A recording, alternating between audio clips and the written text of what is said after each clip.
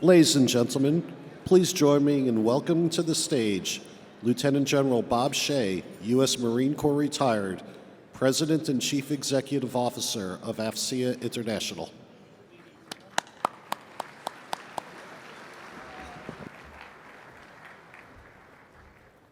Well, welcome everyone, and thank you for being here. We were off to a great start this morning with the service chiefs, and I'm sure everybody's had an opportunity to get out there on the floor, and if you haven't, we would certainly welcome you and encourage you to do that. There's a lot of great things to see out there, so please make sure you have the opportunity. Today we're fortunate to have the Navy Chief Information Officer with us. He's been the Chief Information Officer for about a little over 5 months right now. And his responsibilities include providing information management, digital data, and cyber strategy for the Department of the Navy. This gentleman brings with him a vast experience. Prior to the job he's in right now, he was working at the OSD staff and was a senior advisor to the Department of Defense CIO, and was working particular programs such as artificial intelligence, the JAKE, enterprise cloud, cyber, and command and control communications. So he certainly isn't a stranger to the challenges that are faced within the Department of the Navy. I think one of the key points to recognize, though, is he has a broad experience in transformative efforts in many of the jobs he's had prior to coming to the Department of the Navy and the Department of Defense. And he is recognized not only for his IT acumen, but for his ability to strategically think and plan and to develop those transformational processes that are necessary to enhance the warfighting capability and the business processes within the Department of the Navy. While serving in industry, he was consistently placed into positions that required not only technical acumen, but also strong strategic thinking. Now as a Navy CIO, he has a chance to put to good use the strategic vision, the ability to think strategically, and provide those leadership skills that he's developed over time and have made him a highly successful and widely recognized in the commercial sector as a strong, strong leader. So please join me in welcoming the Department of the Navy CIO, Aaron Weis.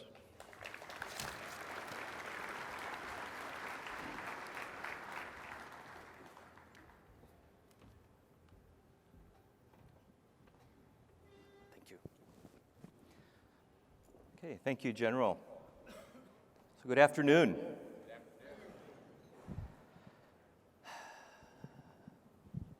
So as was mentioned, I don't have a long period of government service. Just about 2 years now.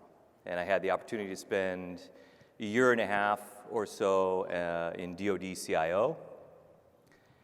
Before being given the opportunity and the privilege to come over to Department of Navy to work with Navy and Marine Corps. It's exciting. Now, I never had an opportunity to serve in the military, but I do have an emotional connection to the Navy. My father was a Navy nuke, and so it's an opportunity to try to come back and provide some service, and I can tell you that my dad is pretty proud. If you want to go to the next slide.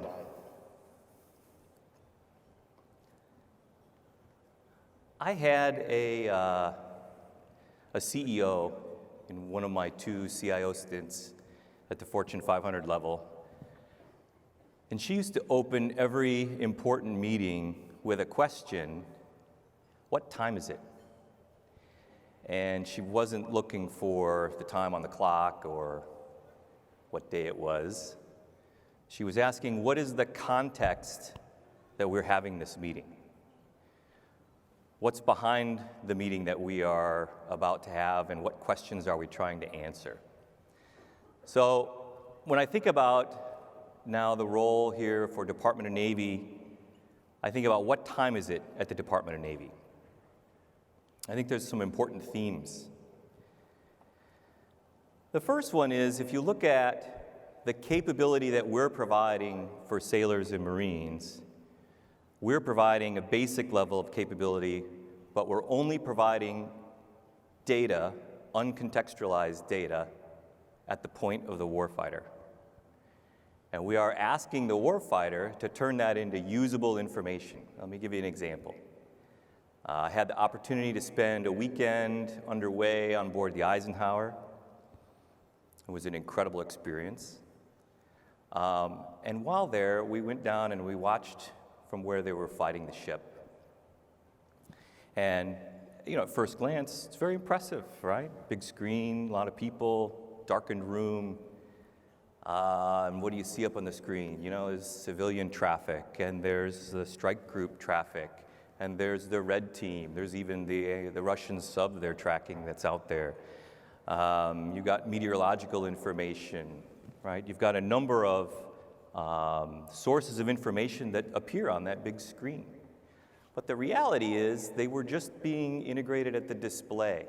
Nowhere was all that information coming together and being synthesized and provide context that made it usable information, and it was being presented with a set of COAs that could be chosen from. It was certainly put on a screen, but it was up to those sailors who were fighting the ship at that point to make sense of it and decide, these are our options.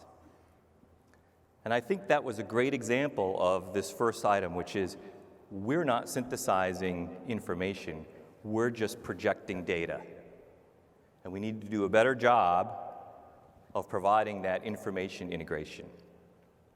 I think the second element of what time is it is related to our networks. And I know that here in the Department of Navy, NMCI is a four-letter word, but the reality is our networks are overly complex, they're topographically challenged, they're extremely difficult to defend, and extremely difficult for our mission forces to maneuver within. Our networks are not our greatest asset. In fact, I would argue that our networks are holding us back. I think the other element of what time it is that if you look at the individual experience that we provide to sailors and Marines, it is substandard. I think as a point of context coming in from industry, as a CIO, I was very surprised to see where we were at across the Navy and Marine Corps in terms of that experience. And we are typically providing an experience between our network infrastructure and productivity tools that is about 15 years behind what is provided outside of government. That was a shock. And that experience is a productivity blocker. We're not providing the best experience and the best tools for sailors, Marines, and civilians to get their job done. And in many cases, they're actually working around the tools that are provided to them. And I think the last element, and probably the most important, so it maybe shouldn't be at the bottom of the slide, is that the Department of Navy is losing our information every day to our adversaries. We're leaking our information out, whether it's from direct exfiltration or through the defense industrial base, Tier 2, Tier 3, in transit. We are not securing the information that we have from the adversary's hands. And that's a powerful statement. And all of those pulled together leave an image of us not providing the capability that we need to provide. So what to do about it? How many people in here, maybe raise your hands, have had an opportunity to read the information vision that was recently released from Department of Navy? Okay, a few of you. Kudos to you. For the rest of you, I would encourage you to go take a look at it. If you go to the next slide. That vision lays out an idea of information superiority. In the modern world, the world that we're all living in and that we are fighting in, information is the lifeblood of almost every transaction that happens. In business, your ability to harness that information for competitive advantage is a must in order to win in the marketplace. Here for Department of Navy, our ability to harvest and harness that information for competitive advantage is critical for our ability to win. And we call that in the vision information superiority. So what is information superiority? Simply said, it is the ability to put the right information in the right hands at the right time for a warfighter to be able to decide and act. And do that in an environment where the adversary is denying or degrading our capability. It's information superiority in the same way that we might talk about maritime superiority or air superiority. Our ability to maneuver within that domain, provide information, to operate within the information environment at will. And if you go back to the previous slides of what time it is, we're not positioned to be able to do that. I think it's as simple as that. So I didn't really mean go back, but we can go back. So we'll go forward. And again, forward. So what are we talking about? Oh, by the way, the key tagline on that slide was that if we can attain information superiority, and we can harness that to win, that is the start of combat power. You need to have information superiority to be able to attain combat power in the modern world. So how do we do that? The vision that was released articulates 3 high-level lines of effort that we need to undertake as a Department of Navy to bring about information superiority. The first one is this broad theme of modernization. We need to close the 15-year gap.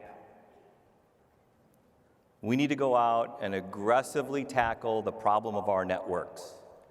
We need to have a single unified transport layer that's flatter, easier to defend, leverages modern technology like software-defined networking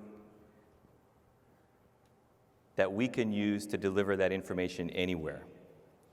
It shouldn't matter at some point whether you're on a tactical forward network or you're on an enterprise network or a garrison network. In that modern world, it's seamless. You can get from and to anywhere in that network, any information to anywhere else as required. The second element of modernization is that we need to aggressively pursue a cloud-based infrastructure. Cloud-based infrastructure is more than just about how you operate and provide compute power.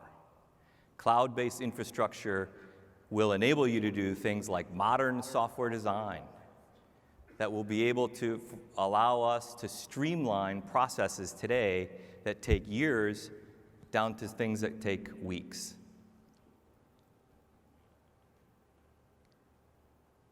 The third element of modernization is identity. And we have to modernize how we provide identity to all our sailors, Marines, and civilians. It is amazing to me that in this day and age, we provide multiple identities to a sailor or Marine as they move through their career. I had the CEO of Microsoft in my office a few weeks ago, and we were talking about some of these things. And I described the environment that we live in today, which is we have a sailor who has a shoreside email. He or she gets deployed onto a ship. They get a different email. It takes some time for that to happen. Eventually, they come back into a new role or a new organization. They might get another email address.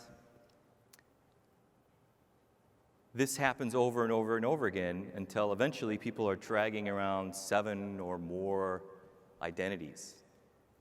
How can you have a modern infrastructure that's defendable and securable if we're not even sure who you are? And that whole idea of providing identity in that way was flabbergasting to Satya Nadella. He was shocked. We have to modernize how we provide identity. The second broad theme is innovate. So if modernize is just about closing the gap and getting to parity, then innovate is how you move beyond that and create competitive advantage. And innovate is about creating that game-changing capability that will provide us an advantage versus the adversary. And we'll do that through a couple of ways. One is by always harnessing emerging technologies, and today those are things like AI and 5G, et cetera, but there will always be a new emerging technology that we need to track and integrate and create capability from, and we need to be able to do that repetitively. The second critical theme of innovation is getting to modern software development capability. And what do we mean by that? That means software development that is measured in days or weeks instead of years.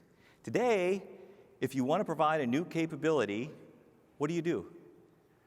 You come up with it as an idea, you float it, it gets palmed for, that takes 22 months, it'll get funded, we'll do a requirements effort, that'll take a year, we'll supply a multi-thousand page of requirements to completely vet it, we'll give it to the acquisition community who will RFP it, that'll take 12 months or more, and in the end, then we'll actually start execution. We might deliver it in another 12 months, and then we go through this process called authority to operate, where we'll then grant you an ATO. That might take a year. So from the moment that you said, hey, we should do that, to the time that we actually field that capability in the world that we live in today, could take 5 to 7 years. That is a geological time frame in information management that is never going to work for us. If you are a Google user of Gmail, how often do they update their Gmail? How often do they update their account? So often you don't even notice. And you expect it to happen. They're pushing that software to you on a regular basis. We have cars now, Teslas, who update their software while it's sitting in the garage overnight. We have engineers who are working that, testing and deploying that software over the air, and they're providing updates as required. That modern software design is a combination of several things. It's actually a combination of what's in the modernized LOE. They have trusted networks that they can rely on to develop on and to push updates. They have a cloud-based infrastructure that gives them the flexibility to develop software in a trusted environment. They trust who they are because they have solid identity. That combination of those things allows them to develop software at speed. Because if you trust the network, you trust the process that you go through to develop software, the libraries that are involved in software development, and the transport involved in pushing it out, it makes a heck of a lot easier to say that I trust the outcome. And if you do that, you can bring that 5 to 7 years down to a matter of weeks. And weeks is a relevant time frame, where 5 to 7 years is not.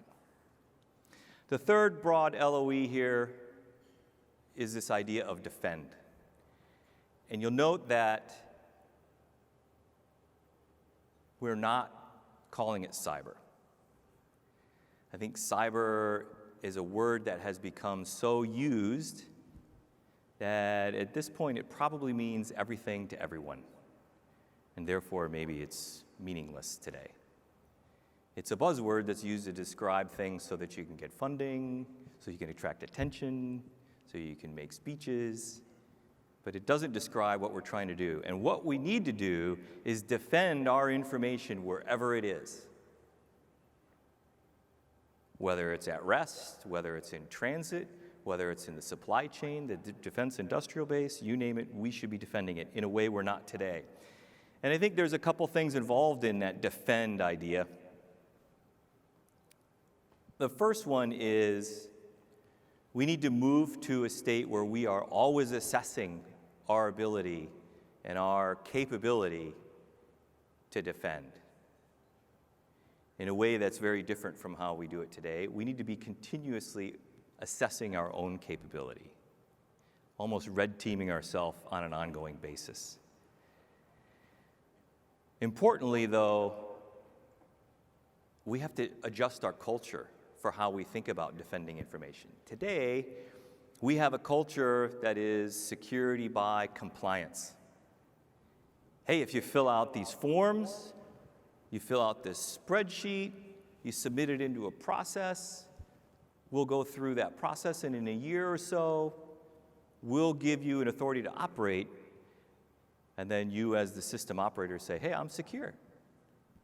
Well, maybe you were secure that day that you filled out the spreadsheet, but time moved on, life marched on, the adversary evolved, software changed, you're no longer secure.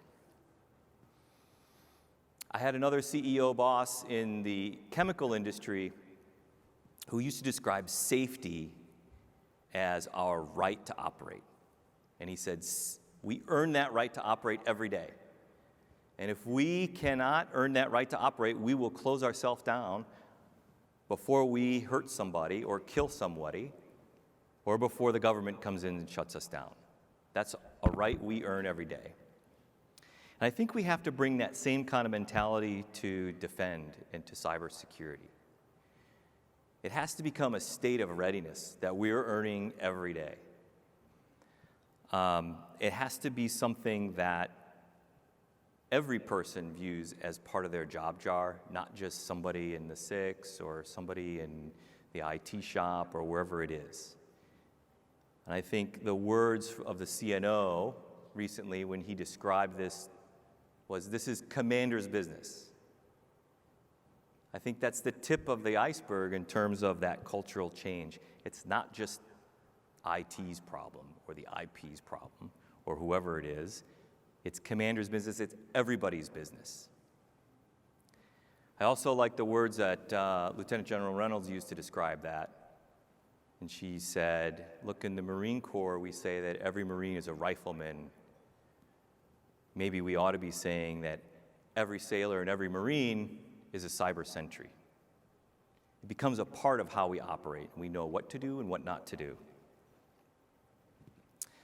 Importantly, in the third element of defend is that we have to change how we engage with our supply chain, with our defense industrial base.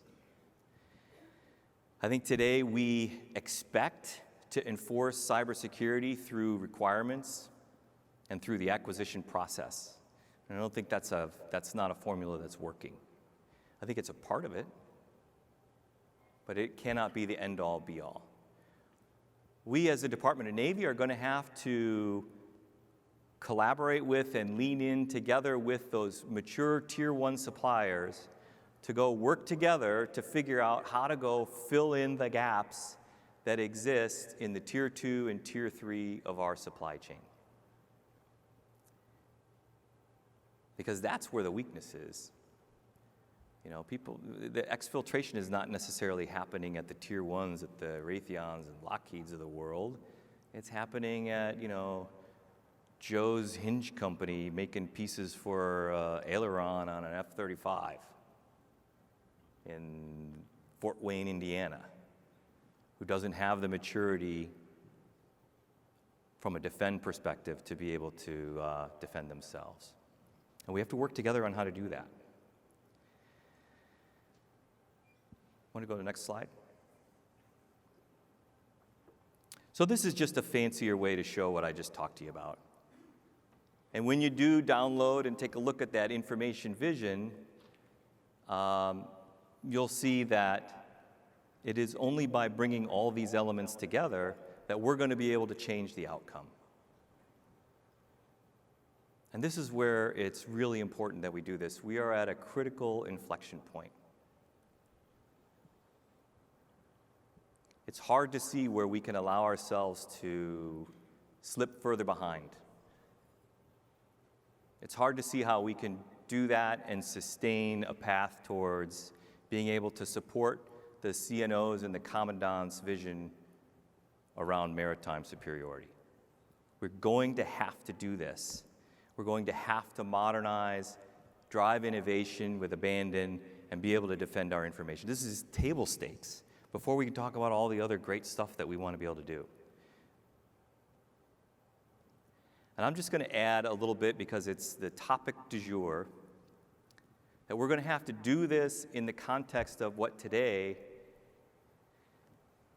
is a budget environment where we're looking at essentially a flat top-line budget environment. And I have fielded a number of questions from people who say, well, how can you do that? How can you talk about modernize, innovate, defend, and all the stuff that you have to do, that we have to do, and then on the other side of the coin, you're going to talk about the fact that we're going to support the stem to stern effort, that we're going to go do what we need to do per the Secretary of the Navy's directive to go help solve the 355 ship problem. How can you talk about that? Well, I think that we're talking about complementary problems. We spend in the President's budget 21, what will likely be, just a little bit more than $11 billion a year on IT. And that is not including gray IT, shadow IT, and that's not including weapons platform IT. If you think about $11 billion, that's a little bit more than, that's about 5.5% of our top line. The top line across the Navy and Marine Corps for the Department of Navy level is about $200 billion. And we're spending not quite 6% of our top line on IT. $11 billion is a lot of money. So but how does that compare with what other people spend?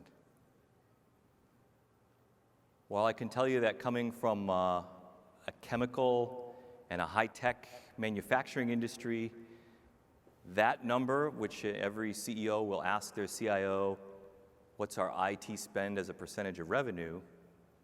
What is your spend as a percentage of your top line? In the automotive and high-tech manufacturing world, that number is usually somewhere around 1.6% of revenue. If you're in one of the critical foundational financial services industries, that number would be higher because different industries have different ratios. One of the highest is the financial services industry. That number would typically be about 6% of the top line. That's somebody like a JP Morgan or a Bank of America providing world-class capability on systems and networks that will transact, if you're JP Morgan, 20% or so of the national economy every day over their networks. And you better believe that adversaries are knocking on their door every day. Who wouldn't want to put a broomstick in the spokes of the US economy on any given day? And they're doing that at 6%. So I would argue this is not a problem of us not spending at a world-class level. I would say the problem is that we're not providing capability at a world-class level. And that's the challenge. And I think that's what we're going to have to face as we go through this modernize, innovate, defend vision. How do we spend the world-class spend that we have today and do that smartly so that we get world-class capability out of that level of resourcing? And that's a different set of challenges than somebody saying, well, we just need to increase our spend. Because I think as we've heard through comments that have been made that that's not a world that we're necessarily living in right now, so we're going to have to navigate that. But I'm pretty confident that we're going to be able to do that. So I encourage everyone to take a look at the vision and the strategy. There's going to be a lot more activity around this. If there's anything that I want you to take away from today's talk, it is just those 3 words and the incredible importance of getting after modernization, driving innovation, and being able to defend our information. I'd like to thank AFCEA for inviting me here to do this. I'd also like to thank the team that I have the privilege of working with at the Navy and Marine Corps who are going to help drive us to this place in the future. It's a long way to go, but it is really important that we do it. I'm not sure that we're going to get this chance again, this bite at the apple again, in the next cycle of a couple years. We're at a unique place. We have a commandant and a CNO who uniquely understand the value of the information environment. We have a DoD CIO as our sponsor at OSD who uniquely understands the importance of this. We have a Secretary of the Navy who also very much understands the importance of this. So we have sort of a time and place where we can make this happen. And it's going to be up to us to do that. So I'm looking forward to it. Nothing could be more important and nothing could be more energizing. So with that, I'd like to thank you for listening and but possibly open it up for any questions that you may have.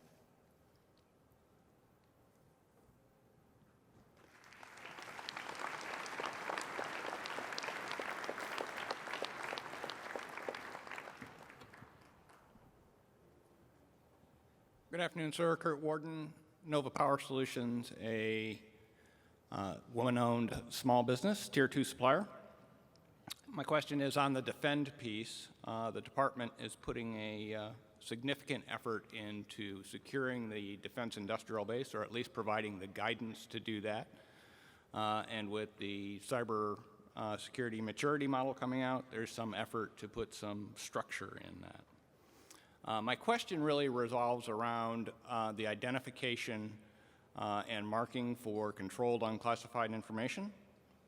As you're aware, CFR 32, Part 2002 is that section that covers it. DoD 5200 series covers it for the department.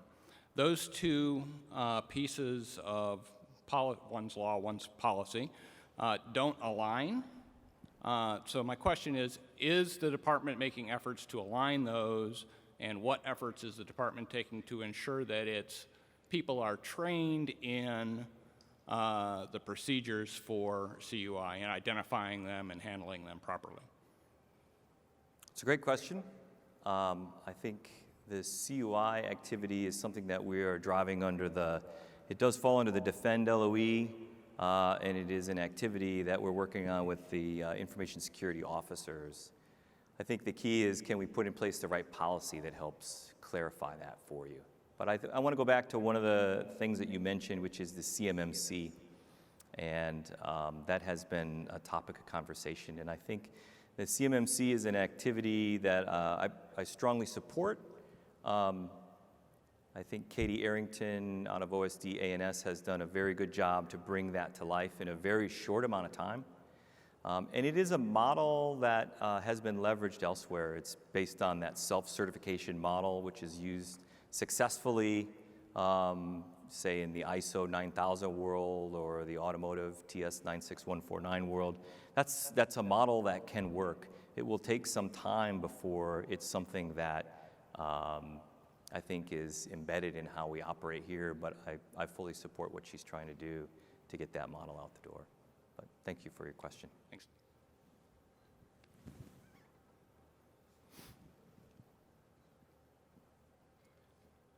Good afternoon, sir. Lieutenant Commander Trey Collish, Knowledge Management Officer at Expeditionary Warfare Training Group Pacific. One of the challenges with the strategic approach that we have, that you'll see a common thread through all of them, is people. If you're going to be able to modernize, innovate, and defend, you have to have talent. And my understanding is that we have a hard time attracting and retaining talent, what with Microsoft and Google and the millions of dollars they can throw at those people, and not only that, the innovative ways that they allow them to use their talents. I was wondering if you could comment on that, let us hear your perspective, and perhaps what we're doing about it. So it's a great question. You're 100% right that talent and having a workforce who can sustain those three ideas is the key to success. But in that, I would suggest that we're probably no different than anyone else. There's a room full of really smart people who sits around at Amazon and tries to figure out how they can go get more smart people or how they can keep their smart people. I think we're challenged by the same thing. The thing that an Amazon or a Microsoft or whoever that they have is they can offer technologists the promise to work with the coolest, newest technology, and they can throw a fairly good-sized paycheck at that person. Right now, we can't do either one of those things. I think we can get to the point where we can throw the opportunity to do the coolest technology, but the thing that we have that no technology company or Google or anyone else is ever going to have is we have the most awesome mission that anyone could ask for.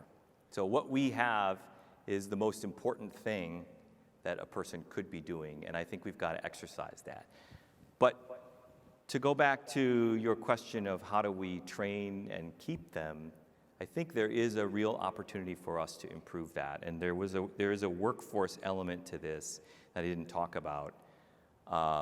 And what we're going to have to do is understand how can we nurture a technology track for our ITs, IPs, and others where we can develop them and show them a career path around how we leverage information.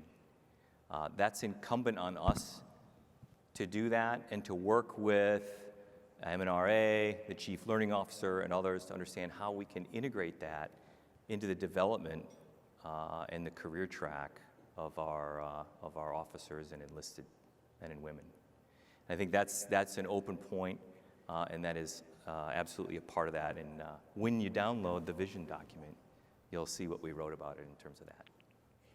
I'll read it right away. Thank you. Thank you.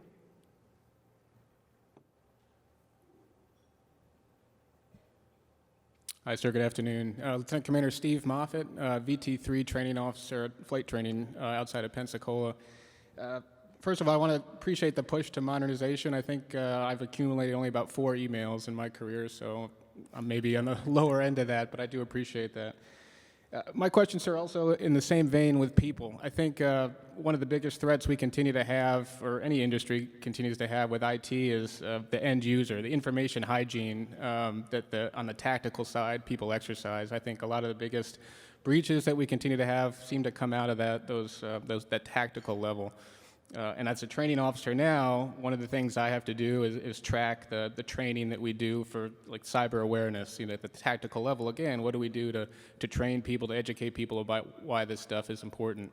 And I'm not, I guess in 12 or 13 years of doing the cyber awareness training every year, I'm not 100% convinced that really gets people where they need to be with that. So is there any thought or any way forward to get people to really care about this? You talked about making every sailor Marine a cyber warrior. I think that's important, but on the tactical side, I have a hard time seeing that come to fruition. So is there anything that we can do to make that kind of few steps forward in that direction? Yeah, well, I'm with you. I've never gained any personal enlightenment through web-based training, right? I mean, we all have to do that. It's hard to argue that that's making us more secure, but it is something we're doing. I think, again, if I go back to how that cyber mindset, that defend mindset, gets integrated into everything that we do from a training and development perspective, that's where you get at that, because it's a cultural problem, not as much of a, did I develop awesome, web-based training? And did we track it with a database, right? This gets back to, have we given people points in their career where they have been able to integrate that cybersecurity training into their career, where it's become a part of how they had to operate.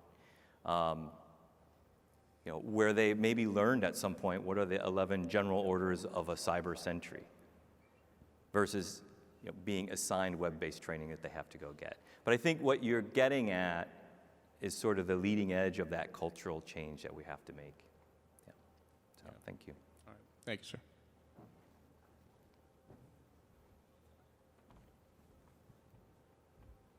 I'm sorry, if you come up after, you can speak to Mr. Weis would do that, please.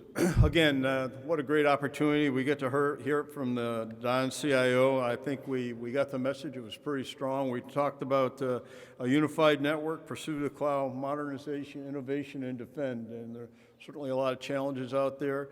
And I know that this audience is prepared to help you work through those challenges, sir. So on behalf of the United States Naval Institute and the AFCEA, I'd like to present you with a copy of, with our gratitude, a copy of the Chinese Communist Espionage and Intelligence Primer by Peter Mattis and Matthew Brazil, and inside you'll find an AFCEA bookmark. So thank you very much. Great. For everything you've Thank done. you. Appreciate it. Thank you.